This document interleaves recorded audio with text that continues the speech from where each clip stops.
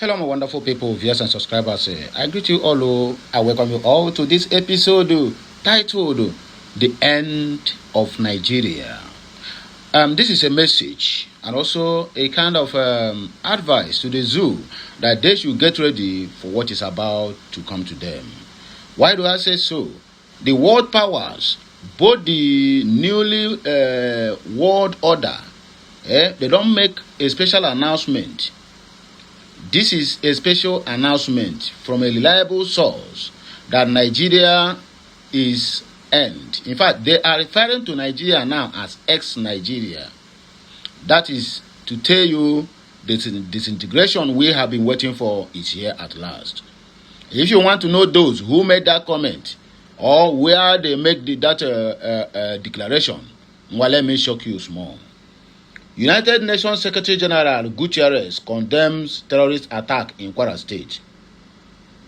For the first time, I repeat, for the first time in the miserable life of this Anthony Gutierrez, for him to condemn the killings of people in Nigeria. That to tell you what we told you earlier, that Nigeria have ended. Now Nigeria have been addressed, even in the international community conference now as ex-Nigeria. Is here at hand. Let me show you another typical example for you to know that Nigeria have ended. Ambassadorial delay, a strategic mistake, ex-envoy, Amode Ode. Do you know what it means? My brother, the countries that are going to receive Reno Mokri, FFK, Okezi Ikpeazu, all those thief, idiotic, bigots, and in fact, anything you can think of, people who don't have integrity, all the countries that they are going to be posted, they are declining, say they don't want them. Imagine a president nominate somebody to go and represent them as a consulate, as an ambassador. The country where he will dare to represent them tell you, say, we don't want this one. If this is what you are going to give to us, my brother, we don't want it. He is not qualified to live in our country. He's going to corrupt our system.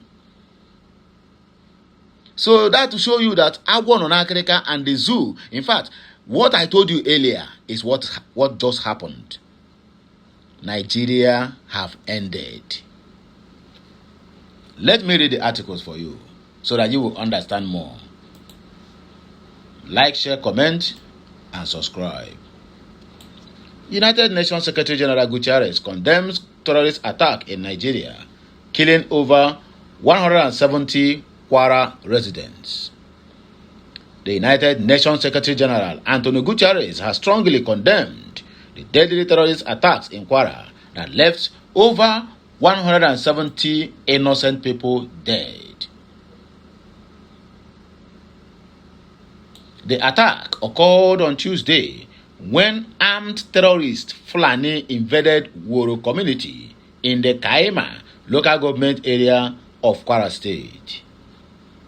The terrorists killed no fewer than 170 innocent residents during the onslaught, injured dozens, while several others are said to be missing in the aftermath of the violence. Residents accused Governor Abdurrahman Abdulrazak administration of ignoring repeated distress calls and security warnings months before the terrorists stormed the area and massacred the people. Reacting to the incident, the United Nations chief, Gutierrez, in a statement released on Friday by his spokesperson, Stephanie Dujarric, expressed deep sympathy with the victims and reaffirmed the United Nations support for Nigeria in its fight against terrorism. The Secretary General conveys his heartfelt condolences to the families of the victims and to the people and the government of Nigeria. He wishes a speedy recovery to the injured, the statement read. The United Nations chief also reiterated the organization's commitment to standing with Nigeria against terrorism and violent extremism stressing the need for accountability. The Secretary General reiterates the solidarity of the United Nations with the government and the people of Nigeria in their efforts to fight terrorism and violent extremism, and stressed the importance of bringing the perpetrators to justice, the statement added. Meanwhile, multiple residents who spoke to Sahara Reporters on that same Friday said the community members had consistently alerted traditional authorities, local government officials, and the state government about the suspicious movement of armed strangers and their presence in nearby forests. No meaningful action was taken.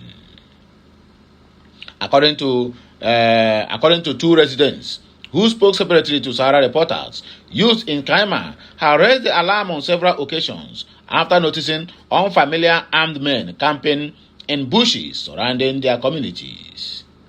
Before these attacks happened, our youths went into the traditional ruler many times to report that strange people were gathering inside the forest close to our villages, one resident said. They did not only stop there, they also informed the local government council and the state government. Everybody knew, but nobody came to protect us. Another resident confirmed that the warnings were escalated to the state and local authorities, but were allegedly ignored. We reported to the state government and to the local government authorities that terrorists were around us. We begged them to deploy security operatives to clear the forest, the resident said, but the government ignored them. Now, condolence visit is going left, right, and center. Meetings upon meetings is happening in Aso Rock. The dead, can they come out again to speak for themselves? They cannot. They are gone, and they are gone for good. Families are mourning. Mothers and fathers are mourning. Children that lost their parents are mourning. The aged ones who lost their breadwinner, they are also mourning. And the Zoological Republic of Nigeria government is celebrating. 172 people died. Bola Ahmed Tinubu is planning to vacate Aso Rock tomorrow, going to UK for 2-day visit. He will come back again when another governor decamped to APC. And then you tell me that we, the Biafrans, have to continue to live in some country with these with these blood-sucking demons. God forbid bad thing. Biafra is the name, and Biafra we all shall be. Any devil that says no to it shall never live to see to tell. The demon can never live to tell the story. Ambassadorial delay a strategic misstep. Envoy Ahmedu Ode, a former Nigerian ambassador to Singapore, Ambassador Obole Ahmedu Ode, has said that the foreign country delaying acceptance of Nigeria's newly nominated ambassadors are merely taking a pragmatic approach to diplomacy in light of the 2027 general elections. Speaking in an interview with the Sunday Punch, Ahmedu backed reports that the host nations may withhold agreement, the former consent to an ambassador's posting due to concerns about the limited time remaining in the President Bola Ahmed Tinubu's first term in office. The underlying word here is pragmatism. Those receiving states are just being pragmatic if they take that view, because the next round of general elections is in a year from now, in February and March, he explained. Let me pause here for a while also to drop my own. Don't mind them, the excuses they are giving to you. Ambassador is ambassador. It doesn't mean who appointed them. All they have is 4 years in office. Whether Bola Ahmed succeed in second time, he no succeed in second time, he no consign them. So leave all these ones where they tell you. Now it's a cover-up story. Countries are rejecting the characters Nigerian government appointed as their representatives in their countries. As simple as that. I always said the hesitancy of host countries stem from illegitimate diplomatic concerns about engaging representatives of a government with uncertain continuity. He said the question is now about an envoy from a president who is facing an election in a year. Elections, no matter how we think, we understand them, can go either way. So why we receive letters of credence from a principal envoy from a president who had just 1 year and some months remaining for his first term in office? So they may dilly-dally in issuing an agreement. The way it usually plays out is that they may want to delay issuing an agreement for an incoming ambassador.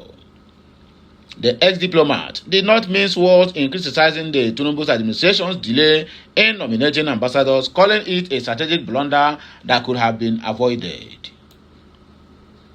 The mistake had been made by the current administration already because they shouldn't have waited 2 to 3 years into their term before nomination, screening and deployment of heads of missions, he said. Amodu noted that the standard diplomatic practice dictates that the agreement should be sought before publicly announcing ambassadorial postings. That way, in case an envoy is rejected, it does not become an embarrassment. So, my people, now we will take back break. More of the videos is coming your way. Happy Sunday to you all once again.